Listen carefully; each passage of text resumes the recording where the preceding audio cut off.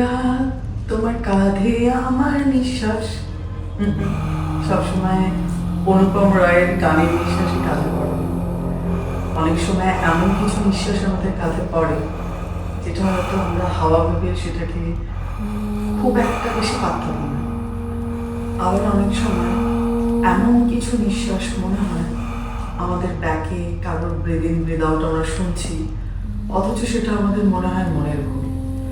সবটাই কি মনের ভুলই থাকে, না কিছু সময় এই নিঃশ্বাস বা এই ব্রিথ ইন ব্রিথ আউট বা এই আমাদের যেটা আমরা ভাবি যে আমরা ভুল, হয়তো আমাদের সেন্সেশন ভুল কিছুকে ক্যাপচার করছে, নট লাইক দ্যাট, অলওয়েজ সেটা নয়। কিছু সময় ডাইমেনশনে, আমি বারবার বলি, কিছু সময় ডাইমেনশনের ম্যাচিংয়ে পড়ে গেলে, ভাইব্রেশনের ম্যাচিংয়ে পড়ে গেলে হয়তো ওপারের যারা আছে তারা আমাদের সাথে হট করেই আমাদের ইন্টারাকশনে চলে আসে। সেটা আমাদের অরা, আমাদের বডি টেম্পারেচার, আমাদের সম্পূর্ণ বডি ভাইব্রেশন, আমাদের ড্যাম্প, মানে অরা যেটা বললাম সেটা অরা ড্যাম্প হতে হবে, খুব লো হতে হবে, খুব উইক হতে হবে, তবেই কি ইন্টারাকশনগুলো হয়।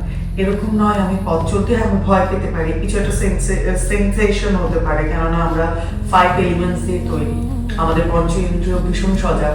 হয়তো আমাদের কোথাও একটা অন্ধকার গলিতে আমরা যাচ্ছি, সেখান থেকে কিছু জিনিস আমাদের সেন্স সেটাকে নিতে পারে, কিন্তু আমাদের সাথে ইন্টারাকশন হওয়ার জন্য অনেকগুলো লেয়ার থাকে। চলুন আজকে আবার এই একের পর এক লেয়ার ভাঙবো। ঠিক রহস্য, ঠিক ভূত, আবার ঠিক ভূত না, আবার এনার্জি। আপনাদের কাছে ভূত, আমার কাছে এনার্জি। হর হর মহাদেব, আমি নম্রতা আবার এসেছি আপনাদের কাছে। আপনারা ভালো করে শুনুন, বুঝুন যে হোয়াট ইজ এনার্জি। আপনাদের মধ্যে থাকা সকল দেবত্ব শক্তিকে আমার প্রণাম। আর আজকে আমার সাথে আবার চলে এসছে ইন্দ্র। নমস্কার, আমি ইন্দ্রনীল। আপনাদের সকলকে ধন্যবাদ। এই অনুষ্ঠান সকলে দেখে আনন্দিত হবেন আশা করি।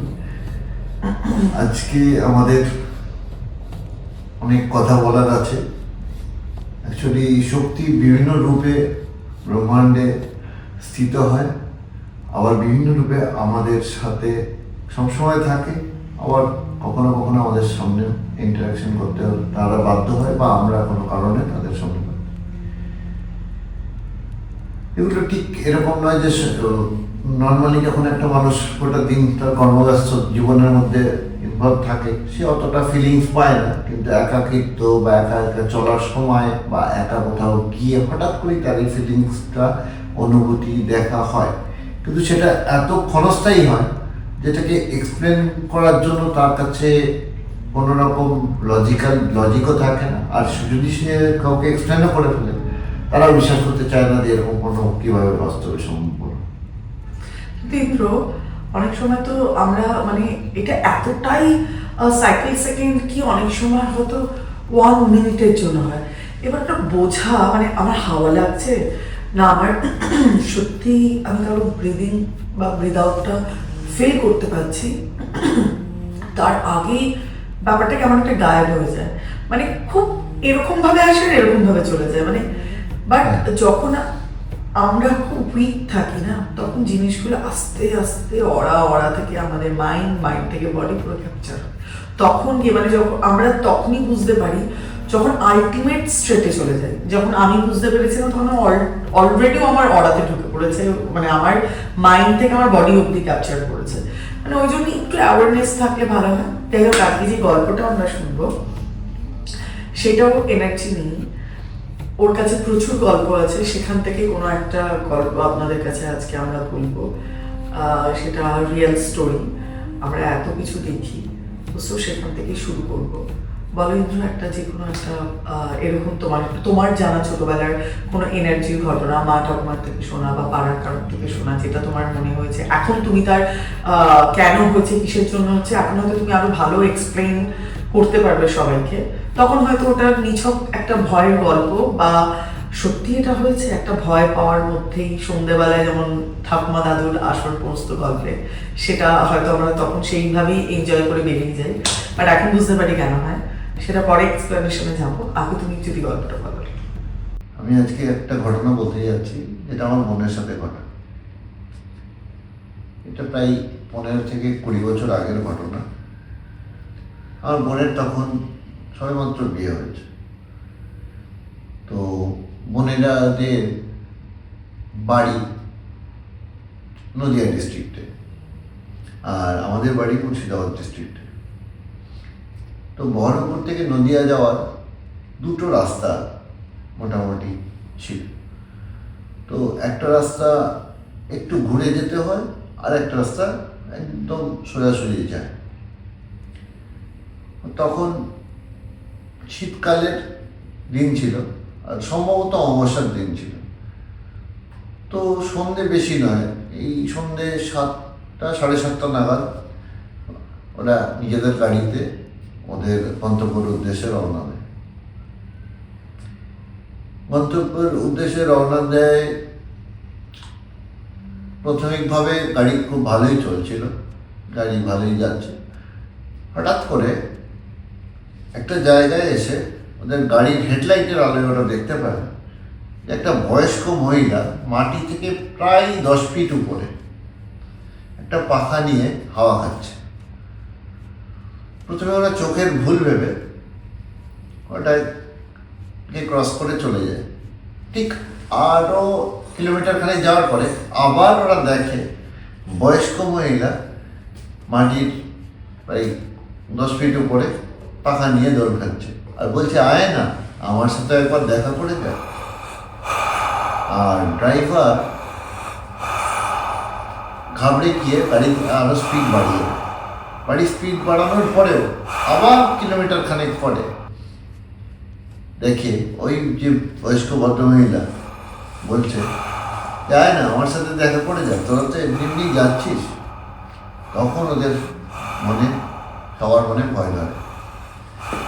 তখন আমার বোনের শাশুড়ি এবং আমার যে জামাইবাবু, তিনজনে মিলে রাম নাম জপ করা শুরু করে। প্রায় আধ ঘন্টা রাম নাম জপ করার পরে আস্তে আস্তে ওই ছবিটা সামনে মিলিয়ে যায়। মিলিয়ে যাওয়ার পরে ড্রাইভারের মনে অনেক সন্দেহ ছিল। সন্দেহটা এই যে আমি একটা ব্যাটারির আলোতে এতজন মিলে বারংবার কি করে ভুল দেখতে পাই। কারণ ড্রাইভার ততদিন পর্যন্ত জানতো যে ভূত দেখা যাবে অন্ধকারে, একদম হালকা আলোর ইয়েতে, যেখানে আমি তো স্পষ্ট দেখতে পাচ্ছি। তো এটাকে কি আমি আমার হ্যালুসিনেশন বা যদি হ্যালুসিনেশন হয়, 4 জন লোকের প্রতি 1 কিলোমিটার 1.5 কিলোমিটার পর পর হ্যালুসিনেশন 2-3 বার কি করে রিপিট হয়। তারপরে শেষ পর্যন্ত ওরা ওদের গন্তব্যে পৌঁছে যায়। ড্রাইভার এত ভয় পেয়ে গিয়েছিল, সেদিনকে বলে দাদা আপনি আপনার গাড়ি নিয়ে নিজের বাড়ি পর্যন্ত ড্রাইভ করে চলে যান। ড্রাইভারের বাড়ি ঠিক শহরে ঢোকার 1 কিলোমিটার আগে ড্রাইভার তার বাড়ির সামনে নিজেই নেমে যায়। আমার জামাইবাবু তখন এই গাড়িটা নিয়ে বাড়িতে ফিরে আসে। পরে জামাইবাবু খোঁজ খবর নিয়ে দেখে যে যেই জায়গাটার মধ্যে 3-4 কিলোমিটার যে জায়গাটা, এটা এখন বাড়িঘর লোকজন রাস্তাঘাট হয়েছে, আজ থেকে 20 বছর আগে ওই জায়গাটা পুরো একটা পুরনো শ্মশান ছিল, পরিত্যক্ত শ্মশান ছিল। এবং সেই পরিত্যক্ত শ্মশানের জন্যই ওনার মনে হয় যে এটা উনি দেখেছেন। কিন্তু উনি যেহেতু বিজ্ঞানের ছাত্র, প্রথম দিকে উনি লোকজনকে বলার চেষ্টা করেছিলেন, কিন্তু তারা এমনভাবেই উড়িয়ে দেন, ভবিষ্যতে তিনি আর এখন এই ঘটনাটা বলতেও চান না। এই ঘটনাটা আমারও অনেক বছর আগে শোনা, এত বছর পরে আমার এই ঘটনাটা মনে হলো, বলার মতো উপায় আছে আপনাদের সামনে, সেই জন্য আমি আমার এই ঘটনাটাকে বলব। আচ্ছা ইন্দ্র, আমরা যেরকম জানি, মানে আমি এখন তোমার থেকে এটা জানতে চাইবো পুরোপুরিভাবে আমার এনার্জি চোখতে। এটা ভাবাটা খুবই ভুল যে ভূত শুধু অন্ধকারে দেখা যায়, কেননা ভূত এনার্জিকে ব্লিঙ্ক করিয়ে, এনার্জি মিনস লাইট, যখনই কোথাও এনার্জি আসে তখন একটা ব্লিঙ্কিং শুরু হয়, একটা ব্লিঙ্ক করতে থাকে, লাইট কেটে যায়, হেভি এনার্জি ইন্টারাকশনে হলে বাল্বের যদি ক্যাপাসিটি না থাকতে তার বেশি ওয়ার্ড হয়ে গেলে মানে কেটে যায়। তো সো লাইটের সাথে ডাইমেনশন, এনার্জি, ফ্রিকোয়েন্সি একটা রেশিও আছে, একটা খুব ভালো একটা ম্যাথমেটিক্সও রয়েছে, সেদিকে গেলাম না, ওটা অন্য টপিক।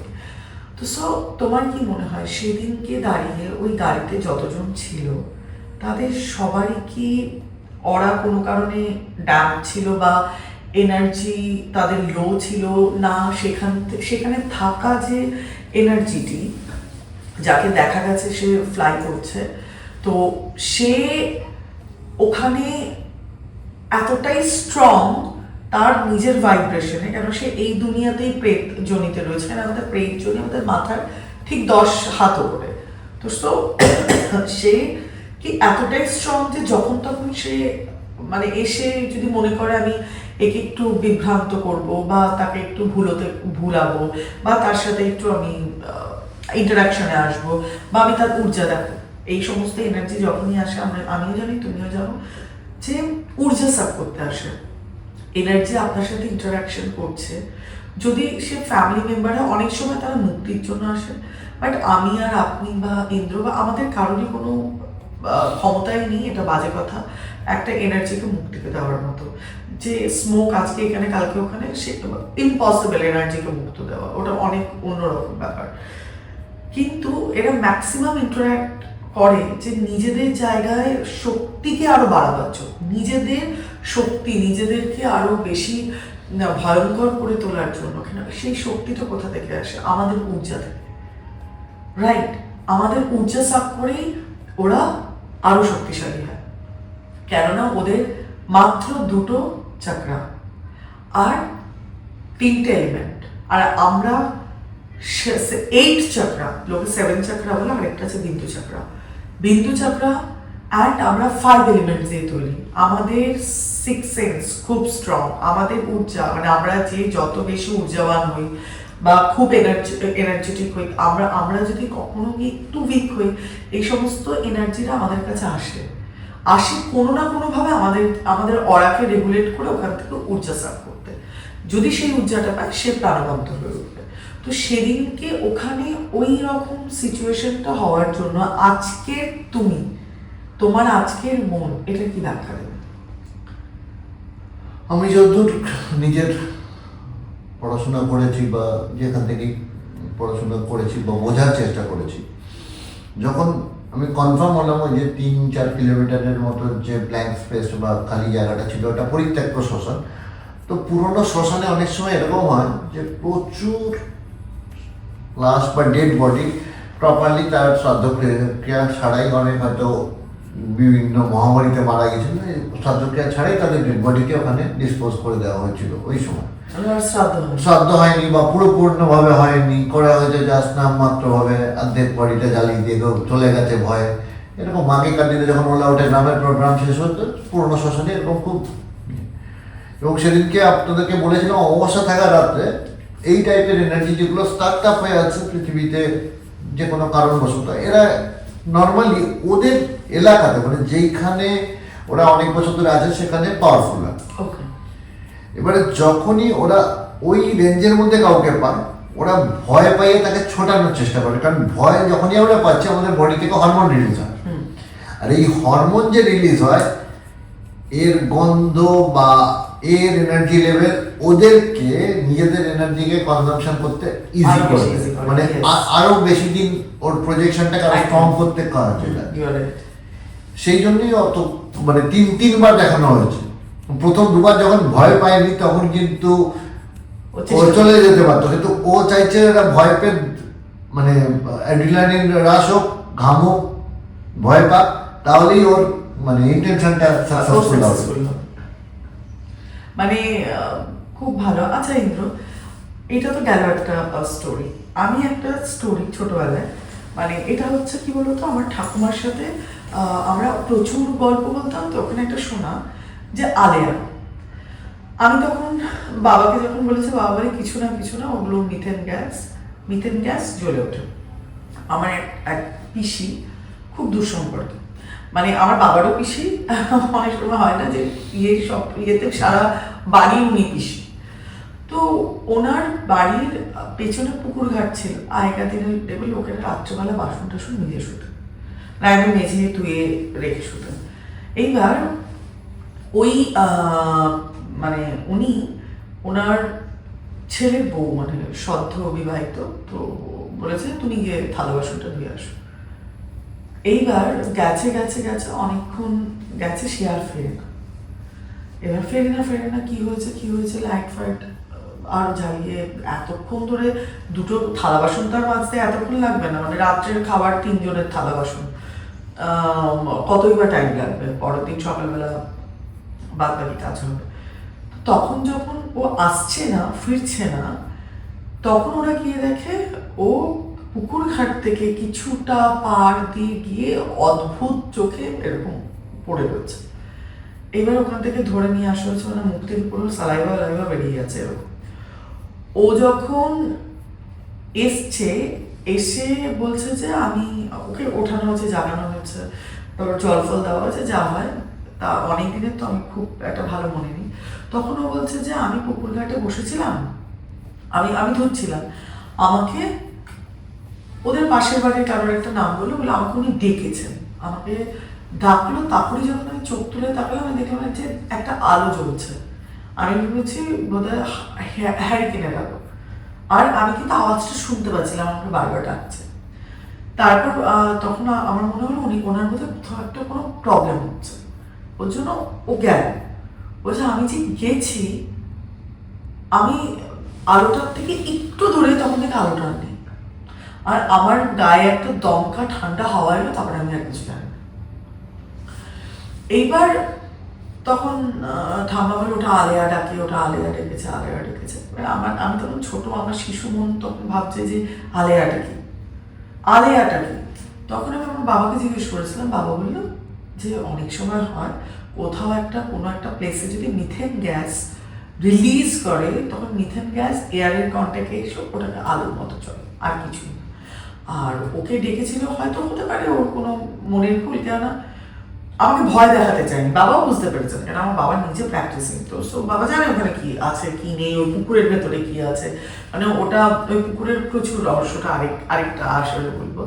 তো ওটা সবাই জানে ওকে কি ডেকেছে না ডেকেছে, কি হয়েছে।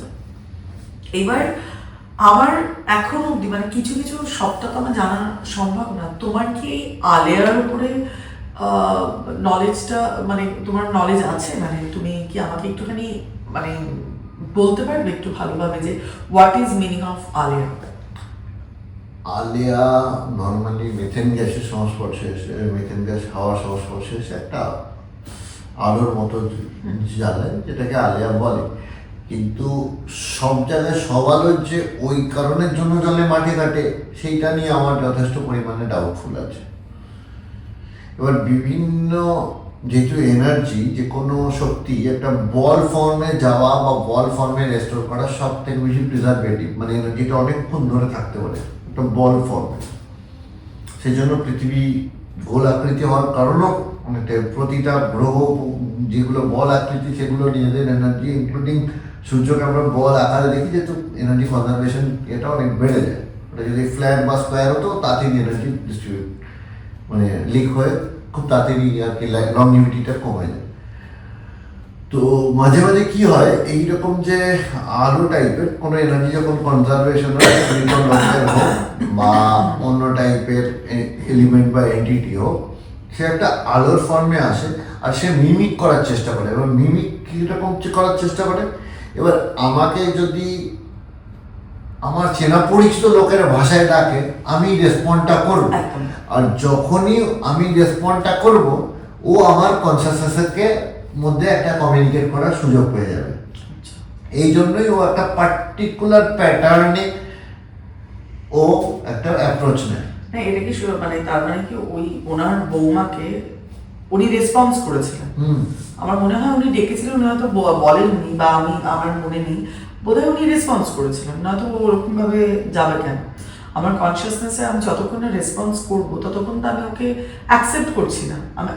মানে আমরা এটা জানি যে যে কোনো এনার্জিকে আমরা যদি অ্যাফার্মেশন না দিই, অ্যাকসেপ্ট না করি, সে আমার কোনো কিছু করতে পারবে না।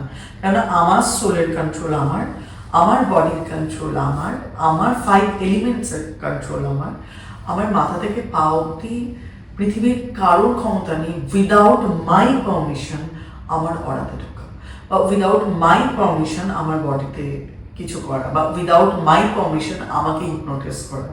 তো সো এটা যাই হয় না কেন, কনসিয়াসলি ইয়া সাবকনসিয়াসলি আমরাই আমাদের লাইফের চাবিটা অন্যের হাতে দিয়ে দিই।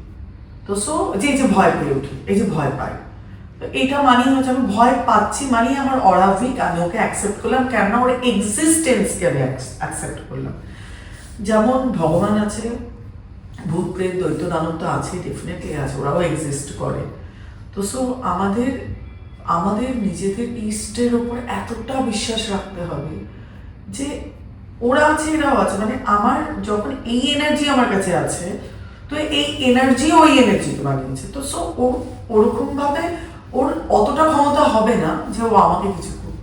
তো সো আরেকটা কথা হচ্ছে, এনার্জি চায় আমাদের কনসিয়াসনেসে থাকে, আমরা ওকে হ্যালুসিনেট করি, ওরা আমাকে একটা আমার মাইন্ডকে রেগুলেট করে ওরা ওদের আকারটাকে দেখায়। কিন্তু এনার্জি চায় যে আমরা আমার মাইন্ডকে মানে আমার কনসিয়াস মাইন্ডকে প্রচন্ডভাবে রেগুলেট করে যেটা ও চায় সেটাই আমরা দেখি, সেটাই আমরা করি।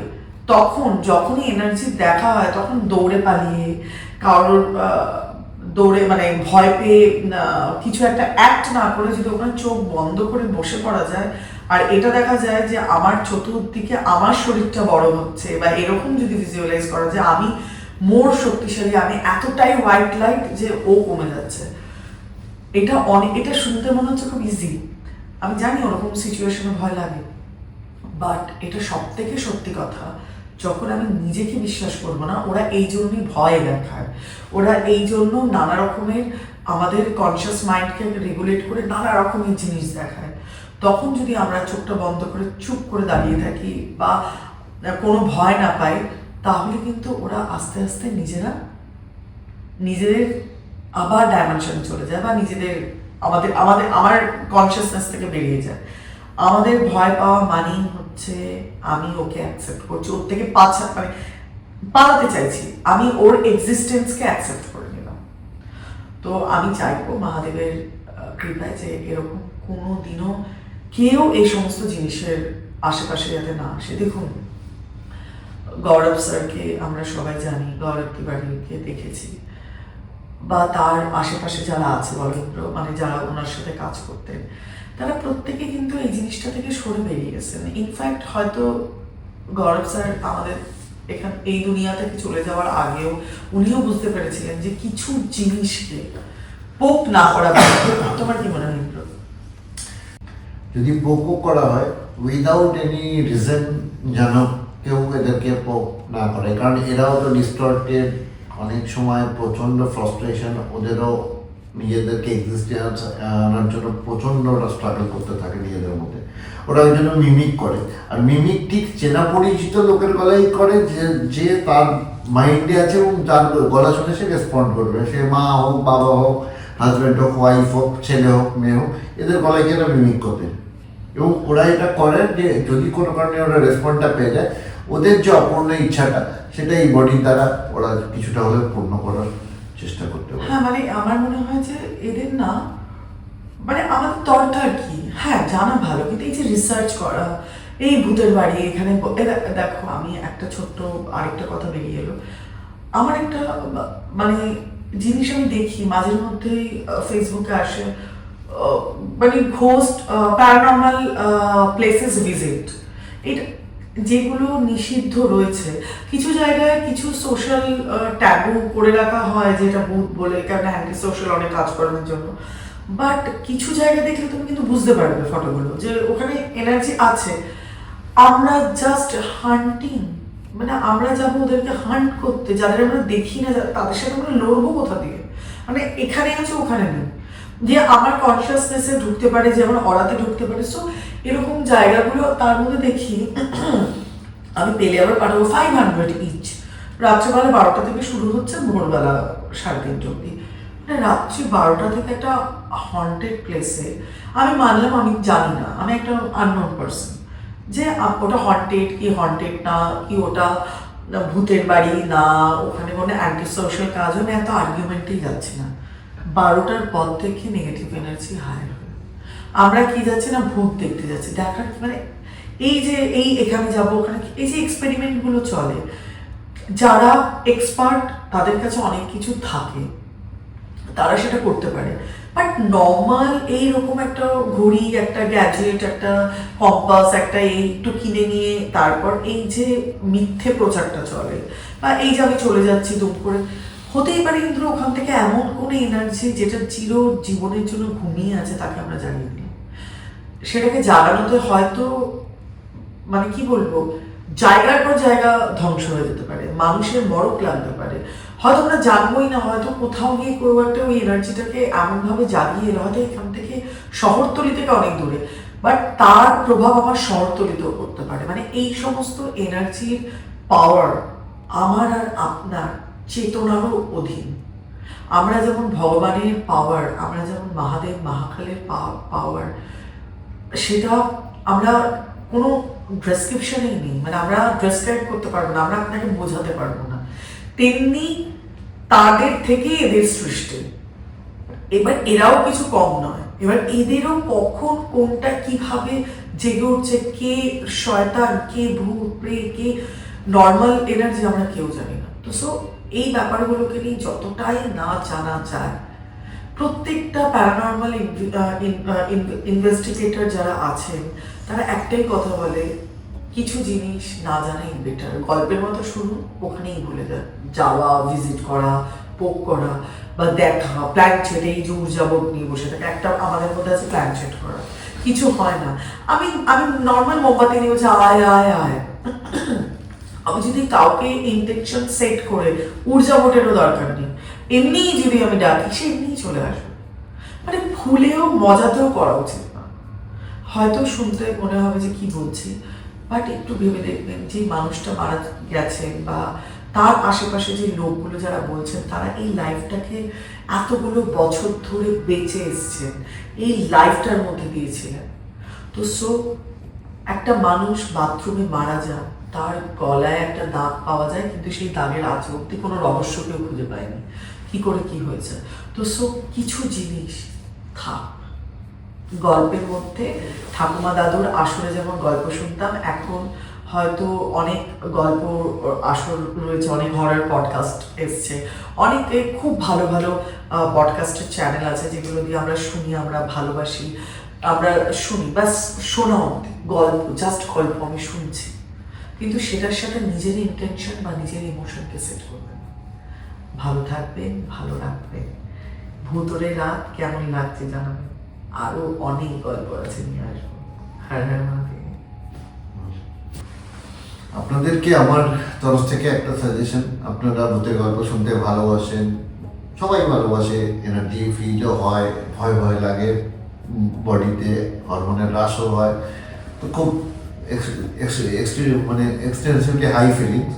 কিন্তু এই জিনিসগুলো নিয়ে রিসার্চ বা যে কোনো জায়গায় হুট করে কারোর কথায় যাওয়ার আগে বা নিজেদের মধ্যে গ্রুপ করে যাওয়ার আগে এনার্জি সম্বন্ধে একটু পড়াশোনা, একটু জ্ঞান, আরও ডিটেলসে বোঝা, এরা কি কি টাইপের আপনার সাথে মেন্টালি আপনাকে গেমের মধ্যে ইনভলভ করতে পারে, আপনার কোন কোন ভয়গুলোকে বাড়িয়ে দেখাতে পারে, এই জিনিসগুলো বুঝে তারপরে যান। সবাই ভালো থাকবেন।